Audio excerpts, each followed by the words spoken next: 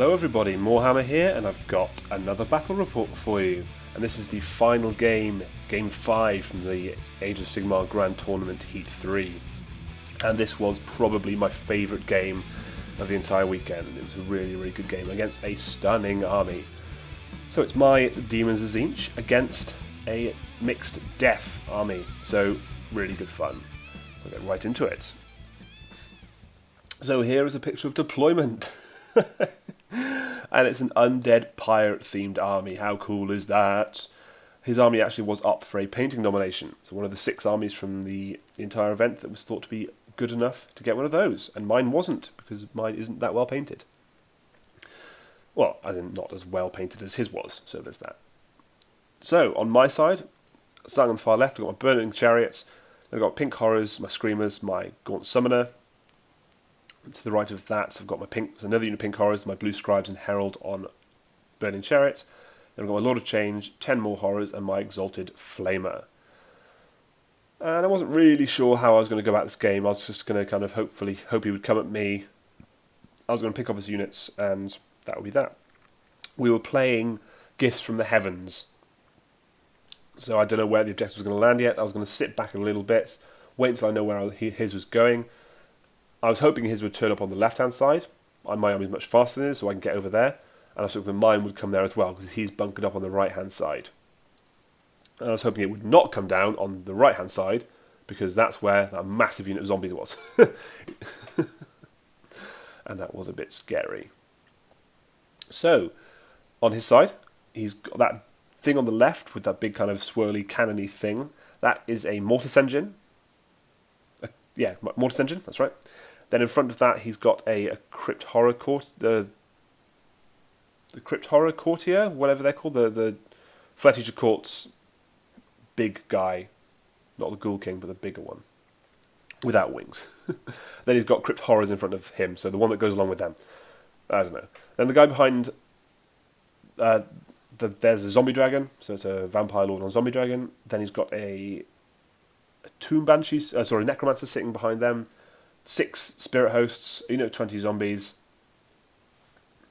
Then he's got a White King with Banner. That thing behind, in the middle at the back there, is a Corpse Cart, Corpse Boat. It's quite cool. And he's got 2 more big units of 20 zombies.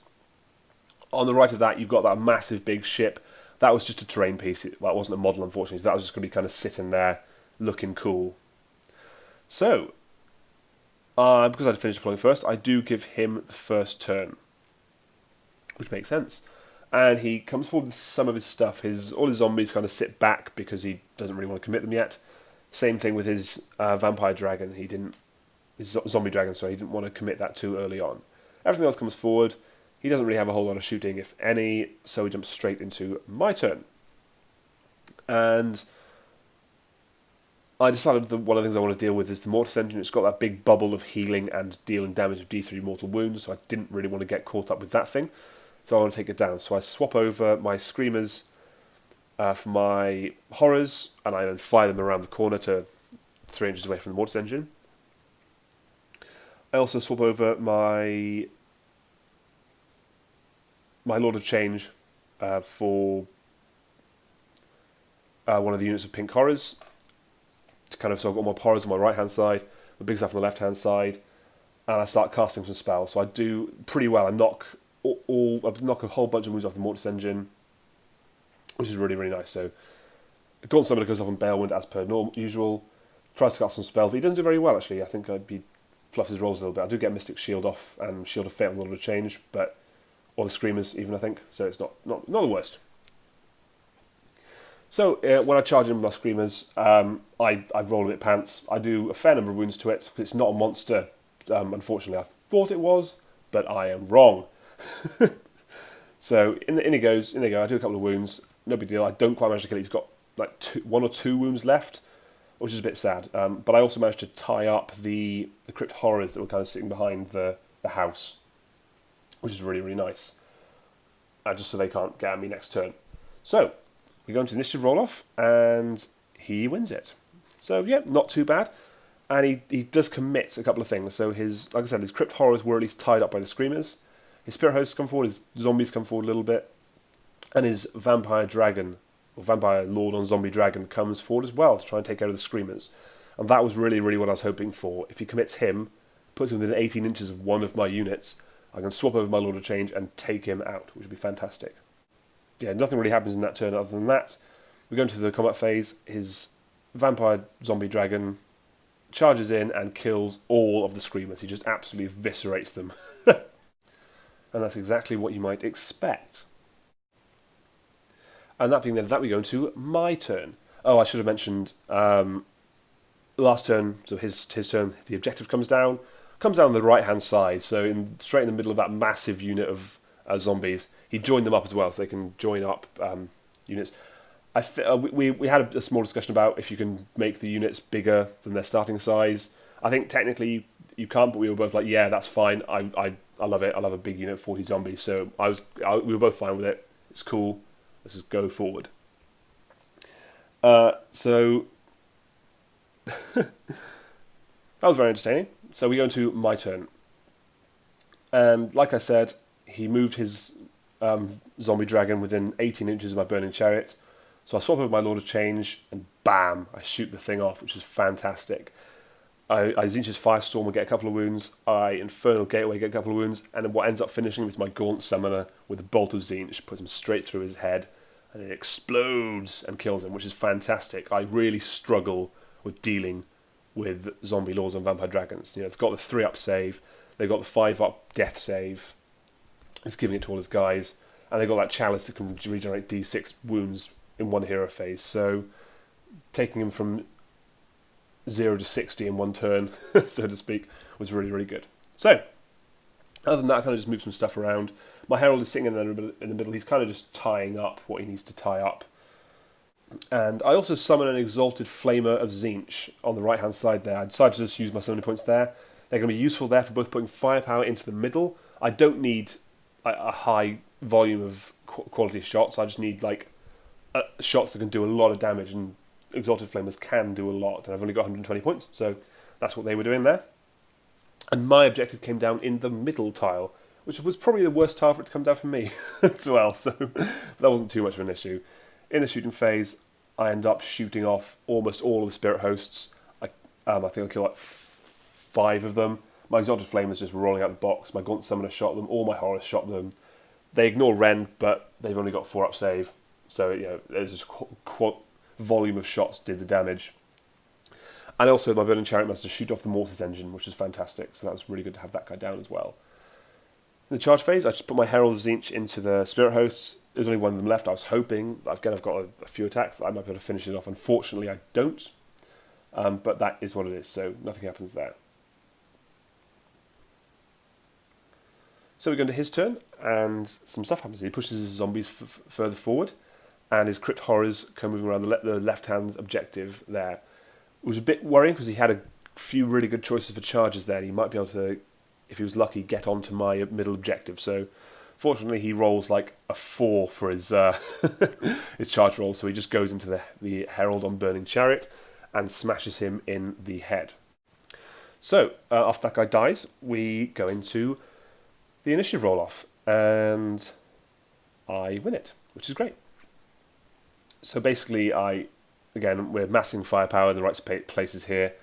My Lord of Change, my Gaunt Summoner, as many Horrors that could all cast their spells into the unit of Crypt Horrors, and they obliterate all but one, and that was fantastic. Then all my Horrors pour their shots into the zombies that were just in front of them, the ones in the middle, and I managed to kill a whole bunch of them.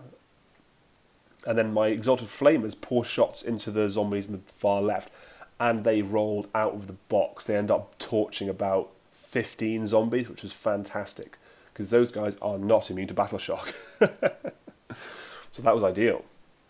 I ended up charging into combat with my Burning Chariot and my Lord of Change, as well as 2 units of Horrors into the zombies, just trying to kind of do a little bit extra damage, because they're not immune to Battle Shock. They've got Bravery 10, but they still can suffer Battle Shock. At the end of the turn, he's got one of those zombies left. That was after Battle Shock, so I do a fairly decent amount of damage. He rolls like a 6 for his Battle Shock on the big unit of zombies and loses another 10 or 11 of them, so that unit is dwindling very, very fast.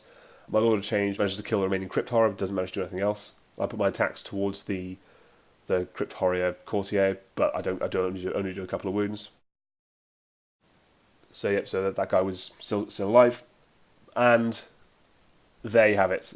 My opponent did. We figured it out at this point. There was no way he could get to my objective, and it wouldn't take me very long to clear all the zombies off his objective and capture that as well. So he does call the game here, and it was such a funny game because he's pirates. We were making pirate puns at each other all the time, which was great fun. We were laughing, we were joking, but he was just a really terrible matchup for him. He's slow, he's got big units of zombies that are fairly easy to kill, and it was just a good matchup for me and a bad one for him. But he took it in stride. Really great opponent, really fun to play. And to top it all off, that is another victory for the Demons of Tzeentch. So that puts me on a total of 1 major loss and 4 major victories. So there you have it. That's the end of the game and the end of the tournament. So really, really a fun tournament. I thoroughly enjoyed all 5 games, and I was really pleased to see how well my army did. So that was fantastic. In the end, I finished 13th, which was amazing. I was absolutely gobsmacked that I did so well there. So there's 88 players at the event, and I came 13th total out of the entire thing, which I was really, really happy with. So yeah, I'm very pleased with how my army performed. The Gaunt Summoner was just amazing in every game, even the ones where he got killed. He just performed. He was the one that kept me in the game half the time, so I was really, really happy with him. And everything just performed well, to be honest with you. Even the units that, like what you wouldn't expect, like Screamers. There were only 6 Screamers in the entire room the entire weekend, and they were all mine. But they performed vital tasks in every game. This game, they did a bunch of wounds to the Mortis Engine, and they drew the Vampire Lord out.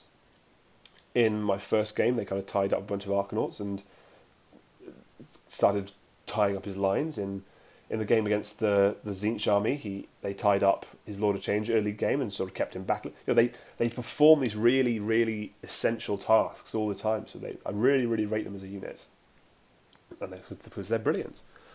But you'll never see them because they're so overpointed, which is true. So there you have it. Thanks very much for watching this series of battle reports from Heat 3. Let me know what you thought of my games. If there's anything I could have done differently, I'm sure there would have been, because it was very, very close to me winning that first game. Although if I had won that first game, I might not have had the armies that I did, and I might have got smashed in the remaining 4 games. So I was more than happy with that. So thanks very much for watching, and I'll see you again soon for another battle report.